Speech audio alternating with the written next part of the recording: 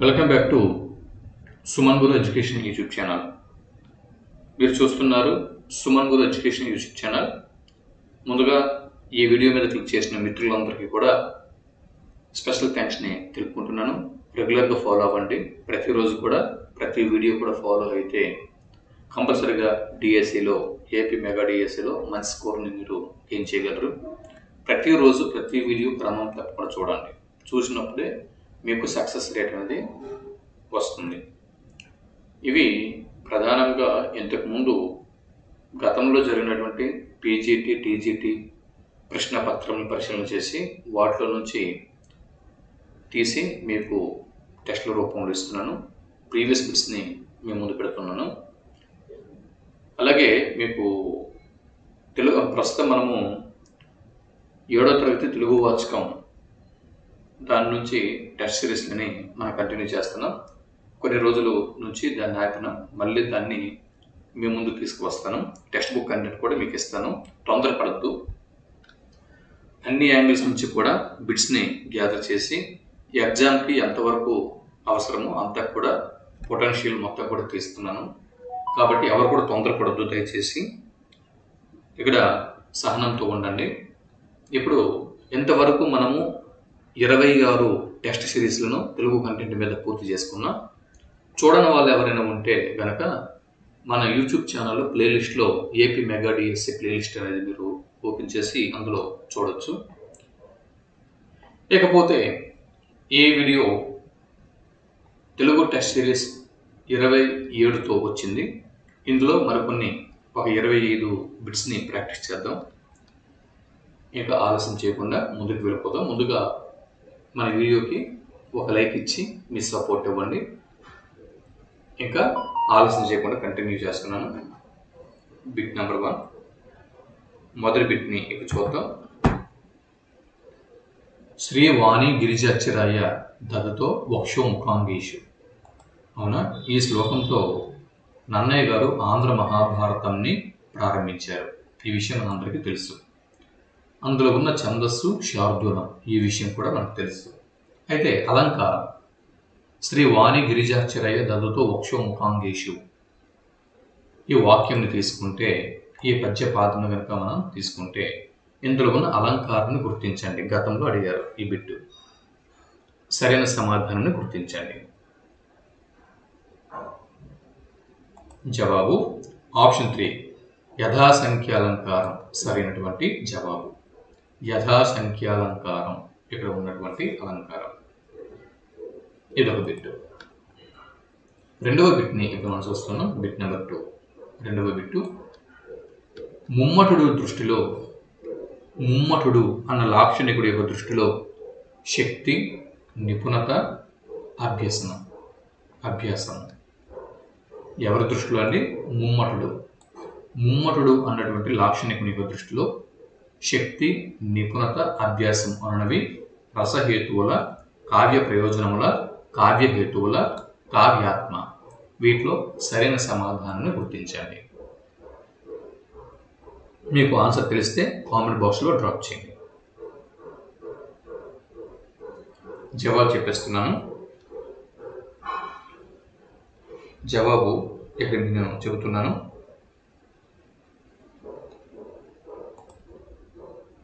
Option 3 కావ్యహేతువులు సరైనటువంటి జవాబు. జవాబు కావ్యహేతువులు. శక్తి, నిపుణత, అభ్యాసం ఇవి కావ్యహేతువులు. ఎవరి ప్రకారం? ముమ్మటుడు ప్రకారం. మూడవ bit, bit number 3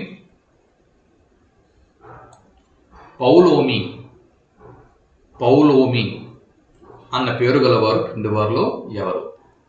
Sachi Devi, Satyabhama, Aditi, Rukmini. క్రింది వారిలో పౌలోమి అన్నది ఎవరి పేరు? సరైన సమాధానాన్ని గుర్తించండి. జవాబు ఆప్షన్ 1 శచీదేవి. శచీదేవిని పౌలోమి అని చెప్పి అంటారు. నాలుగో బిట్ని మనం గమనించినట్లయితే బిట్ నెంబర్ 4 తెలుగు జాతీయాలు పర్యాయ పదకోశం. తెలుగు జాతీయాలు పర్యాయ పదకోశం. దీన్ని కూర్చిన వారు క్రింది వారిలో ఎవరు? మీకు తెలిస్తే ఆన్సర్ కామెంట్ బాక్స్లో డ్రాప్ చేయండి.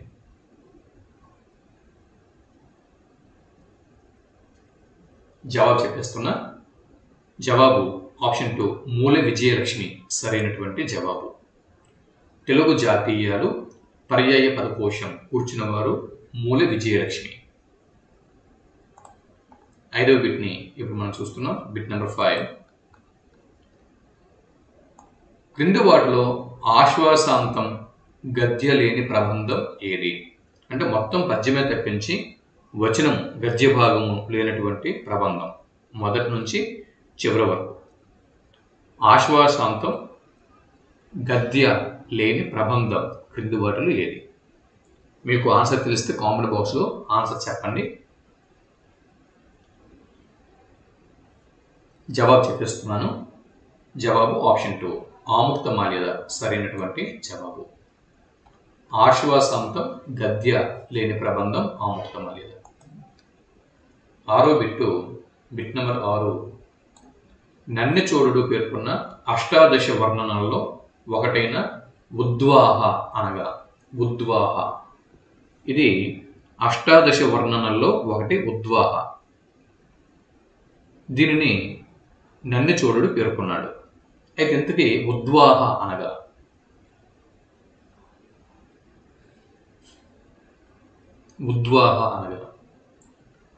జవాబు చెప్పేస్తున్నాను.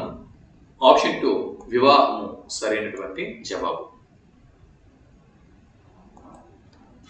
7వ బిట్ని ఇప్పుడు మనం చూస్తున్నాం. Bit number 7. బోధరాజు రాధాకృష్ణ గారు రచించిన గ్రంథం. క్రింద వాటిలో బోధరాజు రాధాకృష్ణ గారు రచించని గ్రంథం. బిట్టు బాగా చదవండి. ఇప్పుడే కాదు, ఎగ్జామ్లో కూడా బిట్టు బాగా చదవాలి. బోధరాజు రాధాకృష్ణ గారిచే రచింపబడని గ్రంథం. అంటే ఇక్కడ 3 గ్రంథాలు ఆయన రాసిన ఉన్నాయి. ఒక గ్రంథం ఆయన రాయలేదు. అది ఏదో గుర్తించాను. మీకు తెలిస్తే ఆన్సర్ని కామెంట్ బాక్స్లో డ్రాప్ చేయండి. జవాబు చెప్పేస్తున్నాను. జవాబు ఆప్షన్ 2 నుడి మరియు నానుడి. నుడి మరియు నానుడి. ఇది బోధరాజు రాధాకృష్ణ గారు రచించలేదు. అవునా? మరి నుడి మరియు నానుడి ఇది ఎవరి రచన అయి ఉంటుంది? ఇది కూడా కామెంట్ బాక్స్లో ఆన్సర్ చెప్పండి, చూద్దాం. సో ఎవరి ఆన్సర్ కరెక్ట్ అయితే వారికి నేను లైక్ ఇస్తాను. నుడి నానుడి అనేది ఎవరి రచన? కరెక్ట్గా చెప్పిన వారికి కామెంట్ బాక్స్లో నేను లైక్ ఇస్తాను. లైక్ ఇచ్చానంటే అది కరెక్ట్ ఆన్సర్ అని అర్థం. మిగిలినవన్నీ కూడా వాడుక మాటలు, మాటల వాడుక బోధరాజు రాధాకృష్ణ గారు రచించారు. మాటల మూటలు బోధరాజు రాధాకృష్ణ గారు రచించారు. పురాతన నామకోశం బోధరాజు రాధాకృష్ణ గారు రచించారు. Bit number 8. 8వ బిట్ని ఇప్పుడు మనం చూస్తున్నాం. వర్షించే పదాన్ని వర్షించే అని ఉచ్చరించడంలోని జరిగిన ధ్వని మార్పు క్రింద వాటిలో ఏది గుర్తించండి. మీకు ఆన్సర్ తెలిస్తే కామెంట్ బాక్స్లో చెప్పండి. వర్షించే పదాన్ని వర్షించే అని ఉచ్చరించడంలోని ధ్వని మార్పు. జవాబు చెప్పేస్తున్నాను. జవాబు ఆప్షన్ 4 స్వరభక్తి సరైనటువంటి జవాబు. 9వ బిట్టు ఇప్పుడు మనం చెప్తున్నాం. చూడండి, కొంతమంది సార్ వీడియోలోని బిట్లు చాలా స్పీడ్గా ఇవ్వండి అని అడుగుతున్నారు. స్పీడ్గా ఇవ్వడం కాదండి. ఎందుకు స్పీడ్గా ఇవ్వట్లేదంటే కొంచెం మీరు ఆలోచిస్తారు.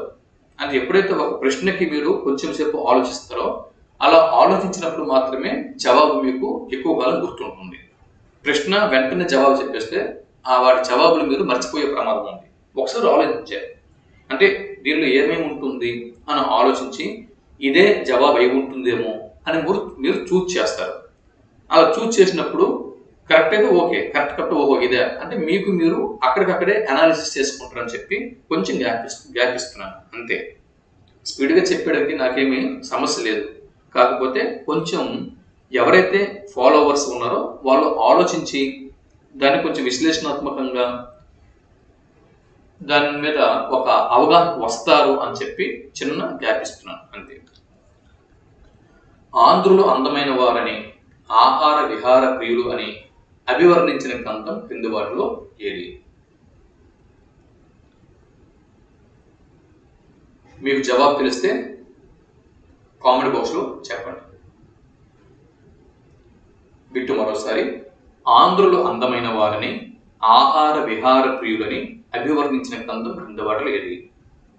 ఇదే ప్రశ్న మనకి ఎగ్జామ్లో వస్తే సరైన జవాబుగా కన్ఫ్యూజ్లో ఉండకుండా డ్యామ్ షూర్గా దేని జవాబు గుర్తిస్తారు? జవాబు ఆప్షన్ 1 కువలయమాల సరైనటువంటి జవాబు. కువలయమాల. బిట్ నెంబర్ 10, 10వ బిట్ని ఇప్పుడు మనం చూస్తున్నాం. బిట్ నెంబర్ 10, 10వ బిట్. ఆబాల క్రింది వాటిని జతపరచండి. అంటే పదాలు వాటి సమాసాలని జతపరచండి. ఆ పదాలు ఏ సమాసాలో జతపరిస్తే పక్కన ఉన్నటువంటి ఒక ఆప్షన్ కరెక్ట్ అవుతుంది. ఆబాల గోపాలం, ఆబాల గోపాలం. ఇది ఏ సమాసం? ఈ పదము ఏ సమాసం? జవాబు అవ్యయీభావ సమాసం. అవ్యయీభావ సమాసం. కూటాగ్రము, కూటాగ్రము. జవాబు షష్ఠీ తత్పురుష సమాసము. కూటాగ్రము అనేది. నలుదశలు ద్విగు సమాసం. నలుదశలు ద్విగు సమాసం. సూర్యచంద్రులు ద్వంద్వ సమాసం. సో ఇలా జతపరిచిన తర్వాత మనకు తేలింది ఏంటి? ఆప్షన్ 1 సరైనటువంటి జవాబు. 11వ బిట్ని ఇప్పుడు మనం చూస్తున్నాం. Bit number 11. అవధారణ పూర్వపద కర్మధారయ సమాసానికి ఉదాహరణ ఏది? గుర్తించండి. అవధారణ పూర్వపద కర్మధారయ సమాసానికి ఉదాహరణ.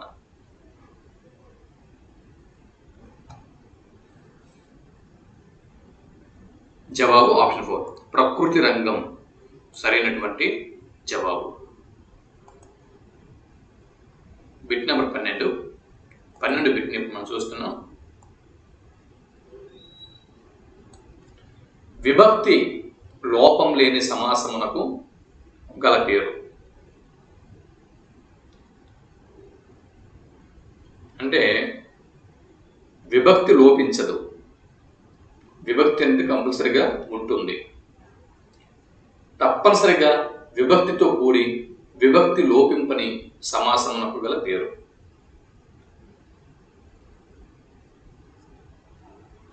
జవాబు ఆప్షన్ 1 అలుక్ సమాసం సరైనటువంటి జవాబు. అలుక్ సమాసం. 13వ బిట్ని ఇప్పుడు మనం చూస్తున్నాం. చెన్నై సూర్య దృష్ట్యా తెలుగు భాషలో వీటికి వ్యవహారం లేదు. పరవస్తు చెన్నై సూర్య దృష్ట్యా తెలుగు భాషలో వీటికి వ్యవహారం లేదు.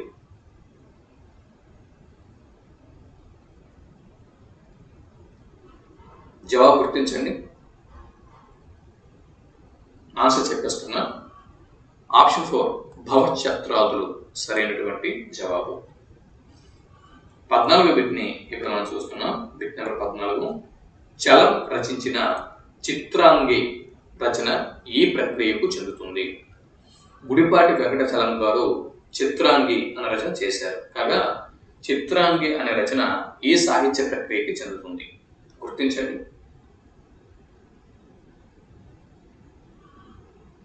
జవాబు ఇచ్చేస్తున్నా.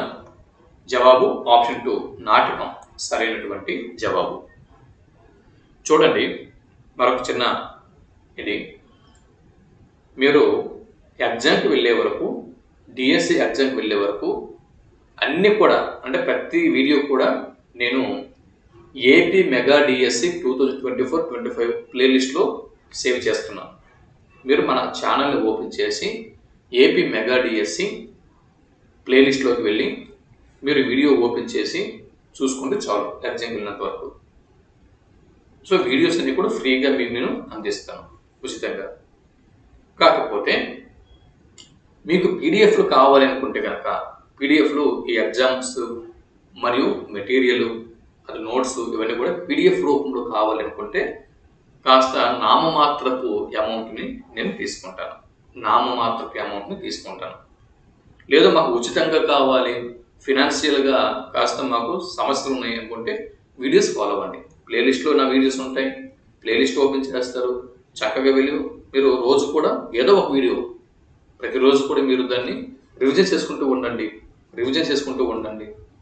చాలు మీ మైండ్లో స్టోర్ ఉంటాయి. ఇంకా దానికి మెటీరియల్ నోట్స్లు అవన్నీ దానికి మనకు కావాల్సింది మన మైండ్లో స్టోర్ ఉండాలి. నోట్స్లో సేవ్ చేసుకోవడం కాదు, మన మెదడులో సేవ్ చేసుకోవడం. సో ఒక వీడియో ఎగ్జామ్కి వెళ్ళినంత వరకు కూడా నేను ఇచ్చినటువంటి వీడియో ఒక 5 సార్లు 6 సార్లు మీరు రివిజన్ చేసుకోగలిస్తే కనుక ఒక 10 డేస్కో 15 డేస్కో లేదంటే 20 డేస్కో ఒకసారి మీరు రివిజన్ చేసుకోగలిస్తే చాలు కదా. ఇంకా దీనికి మెటీరియల్ పీడిఎఫ్లు అవన్నీ అవసరమా? లేదు, ఇంకా కావాలనుకుంటే కొంత అమౌంట్ నేను తీసుకుంటాను. ఎందు గురించి అంటే ఈ బిట్స్ కోసము ఈ మెటీరియల్ కోసము నేను నెంబర్ ఆఫ్ బుక్స్ని మార్కెట్లో కొనాల్సి వస్తుంది. నేను కూడా అమౌంట్ని పే చేసి బుక్స్ని తెప్పించుకొని ఆ బుక్స్ ఆధారంగా మీకు నేను ఇస్తున్నాను. కాబట్టి నాకు ఇది ఆర్థిక భారం. కాబట్టి మెటీరియల్ మీకు కావాలనుకుంటే ఇవన్నీ కూడా పీడిఎఫ్ రూపంలో మీకు కావాలనుకుంటే కొంత నామమాత్రపు అమౌంట్ అనేది తీసుకోక తప్పదు. సరేనా?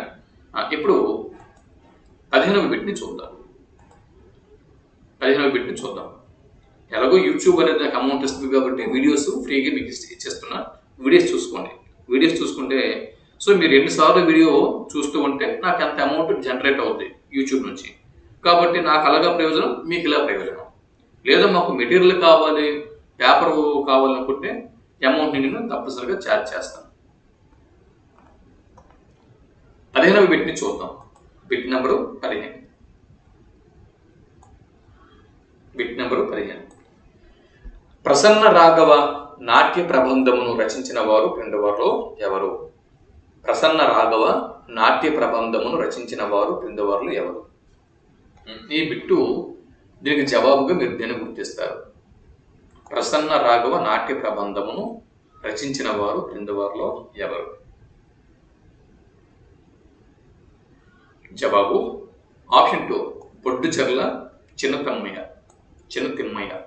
బొడ్డుచెర్ల చిన్నతిమ్మయ్య సరైనటువంటి జవాబు. 16వ బిట్టు, బిట్ నెంబర్ 16. సామాజిక జీవితాన్ని స్ఫురింపచేసే సాహిత్య ప్రక్రియ నవల అని నవలకు నిర్వచనం ఇచ్చిన వారు క్రింది వారిలో ఎవరు? సింపుల్ అండి. నవల అంటే సమాజంలోని జీవితంని స్ఫురింపచేసే సాహిత్య ప్రక్రియ. నవలకు ఒక నిర్వచనం ఉంది. ఈ సమాజంలో జీవితంని స్ఫురింపచేసే సాహిత్య ప్రక్రియ అని. సమాజము, జీవితము ఈ పదాలు కనిపిస్తే ఇది నవలకు ఇచ్చినటువంటి నిర్వచనం. ఇది ఎవరి నిర్వచనం అని గుర్తుపెట్టుకుంటారు? జవాబు ఆర్ఎస్ సుదర్శనం గారి నిర్వచనం అని గుర్తుపెట్టుకుంటారు. ఆర్ఎస్ సుదర్శనం గారి నిర్వచనం. ఇప్పుడు చూడండి, సుదర్శనం గారు నవలకు ఇచ్చిన నిర్వచనం ఏంటి? ఆ నిర్వచనం అంతా మనకు అవసరం. సమాజము, జీవితం, సామాజిక జీవితం. ఒక నవల యొక్క నిర్వచనంలో సామాజిక జీవితం అనే పదం ఉంటే ఇది సుదర్శనం గారి నిర్వచనం అని గుర్తుపెట్టుకోవాలి. సామాజిక జీవితమే నవల అని సుదర్శనం గారు అన్నారు. 17వ బిట్టు, బిట్ నెంబర్ 17. ప్రబంధాలలోని పద ప్రయోగ పద్ధతి. ప్రబంధాలలోని పద ప్రయోగ పద్ధతిపై పరిశోధనలు చేసిన వారు క్రింది వారిలో ఎవరు? మీకు జవాబు తెలిస్తే ఆన్సర్ చెప్పండి. జవాబు చెప్పేస్తున్నా. జవాబు ఆప్షన్ 3 రావి భారతి గారు సరైనటువంటి జవాబు. రావి భారతి గారు ప్రబంధాలలోని పద ప్రయోగ పద్ధతిపై పరిశోధనలు చేశారు. బిట్ నెంబర్ 18 రెడ్ మార్క్లో ఉంది. సో ప్రతి టెస్ట్లో కూడా ఒక రెడ్ మార్క్ బిట్ అనేది ఉంటుంది. సారంగధర చరిత్ర, దీనికి దీపాల పిచ్చయ్య శాస్త్రి గారు రాసిన వ్యాఖ్య క్రింది వాటిలో ఏది? దీనికి జవాబుని మీరు కామెంట్ బాక్స్లో ఆన్సర్ చేయండి. ఈ 18వ బిట్ యొక్క జవాబుని నేను 28వ టెస్ట్ సిరీస్లో చెప్తాను. ఈ ప్రశ్నకు జవాబు నేను తదుపరి టెస్ట్ సిరీస్లో ఇస్తాను. ఎందుకే మరి గత టెస్ట్ సిరీస్లో ఒక రెడ్ మార్క్ బిట్ ఉంది కదా, దానికి ఇప్పుడు జవాబు తెలుసుకుందాం. ఇదిగో 26వ టెస్ట్ సిరీస్లో ఇక్కడ 17వ ప్రశ్నకి రెడ్ మార్కు ఇచ్చాను. ప్రభావతి ప్రద్యుమ్నము ఈ కావ్యము పింగళి సూరన్ గారు రచించారు. దీని ప్రతిభర్త ఎవరు అన్నది ప్రశ్న. దీనికి జవాబు నేను ఈ 27వ టెస్ట్ సిరీస్లో చెప్తానని చెప్పాను కదా, దీనికి జవాబు చెప్పేస్తున్నా. ఆప్షన్ 2 అమరామాత్యుడు. అమరామాత్యులు అనేవారు పింగళి సూరన్ గారి తండ్రి. పింగళి సూరన్ గారు తన నాన్నగారు అయినటువంటి అమరామాత్యుల వారికి ప్రభావతి ప్రద్యుమ్నము అనే కావ్యంని అంకితం చేశారు. Okay, answer clear. ఇప్పుడు మనం మన టెస్ట్లోకి వెళ్ళిపోదాం. ఇది సారంగధర చరిత్రకు దీపాల పిచ్చయ్య శాస్త్రి వ్రాసిన వ్యాఖ్య ఏది? దీనికి జవాబు మీరు కామెంట్ బాక్స్లో చెప్పండి. దీని జవాబు రేపు నేను 28వ టెస్ట్లో చెప్తాను. 19వ బిట్ నెంబర్ 19 చాటువుల గురించి బోధిస్తూ వాటి ప్రధాన గుణంగా దీన్ని పేర్కొంటారు. మీరు ఒక ఉపాధ్యాయులుగా పిల్లలకి చాటువుల గురించి చెబుతున్నారు. తరగతి గదిలో చాటువుల గురించి బోధన చేస్తూ చాటువుల యొక్క ప్రధాన గుణం క్రింది వాటిలో ఏది అని మీరు పిల్లలకి చెబుతారు.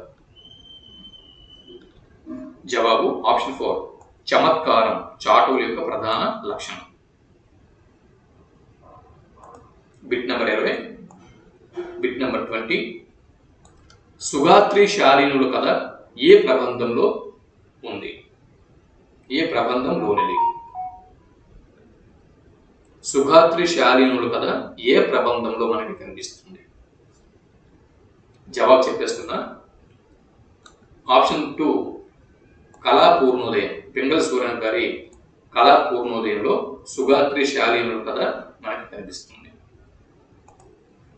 21వ బిట్ని ఇప్పుడు మనం చూస్తున్నాం. బిట్ నెంబర్ 21 వీరి కాలం నాటి బ్రహ్మీ లిపిని అమరావతి స్తూపం శిథిలాల్లో మనం చూడవచ్చు. జవాబు మీకు తెలిస్తే కామెంట్ బాక్స్లో చెప్పండి. జవాబు చెప్పేస్తున్నా. జవాబు ఆప్షన్ 2 ఇక్ష్వాకులు సరైనటువంటి జవాబు. ఇక్ష్వాకుల కాలానికి చెందిన బ్రహ్మీ లిపిని అమరావతి స్తూపం యొక్క శిథిలాల్లో మనం చూడవచ్చు. 22వ బిట్ని ఇప్పుడు నేను చెప్తున్నాను. 22వ బిట్టు మాట్లాడే భాషతో పొంతన లేకపోవటం. మాట్లాడే భాషతో పొంతన లేకపోవటం ఏ భాష యొక్క లక్షణం? జవాబు మీరు చెప్పండి, కామెంట్ బాక్స్లో ఇవ్వండి. జవాబు చెప్పేస్తున్నా. ఆప్షన్ 1 గ్రాంధిక భాష సరైనటువంటి జవాబు. 23వ ప్రశ్నని ఇప్పుడు మనం చూస్తున్నాం. బిట్ నెంబర్ 23 గుర్రం జాషువా గారు రచించిన దృశ్య కావ్యం క్రింది వాటిలో ఏది? గుర్రం జాషువా గారు రచించిన దృశ్య కావ్యం క్రింది వాటిలో ఏది? దృశ్య కావ్యం. మీకు ఆన్సర్ తెలిస్తే కామెంట్ బాక్స్లో చెప్పండి. ఆన్సర్ చెప్పేస్తున్నా. జవాబు ఆప్షన్ 2 రుక్మిణీ కళ్యాణం సరైనటువంటి జవాబు. 24వ బిట్టు గుణనిధి కథ ఏ కావ్యంలో మనకి కనిపిస్తుంది? గుణనిధి కథ ఏ కావ్యంలో మనకి కనిపిస్తుంది? జవాబు చెప్పేస్తున్నా. మీకు తెలిస్తే కామెంట్ బాక్స్లో ఆన్సర్ చెప్పండి. జవాబు ఆప్షన్ 4 కాశీఖండం. శ్రీనాథుల వారి కవి సార్వభౌమ శ్రీనాథుల వారి కాశీఖండంలో గుణనిధి కథ మనకి కనిపిస్తుంది. 25వ బిట్టు ఏకాదశ వర్ణనలు గల గద్య ప్రబంధం క్రింది వాటిలో ఏది? జవాబు ఆప్షన్ 2 ఖండకథ సరైనటువంటి జవాబు. సో ఈ విధంగా మరో 25 బిట్లతో సక్సెస్ఫుల్గా తెలుగు టెస్ట్ సిరీస్ 27ని మనం ముగించుకున్నాం కదా.